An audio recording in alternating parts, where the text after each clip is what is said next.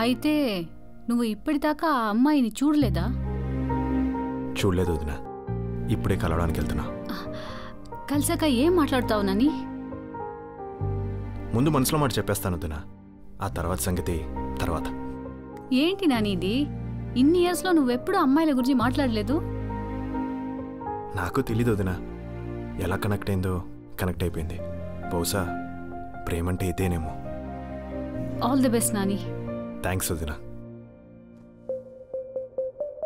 నాని, ఒకవేళ ఆ అమ్మాయి అందంగా లేకపోతే?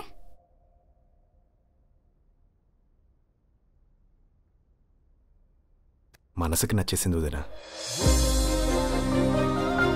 All the best Nani. Thanks వదినా.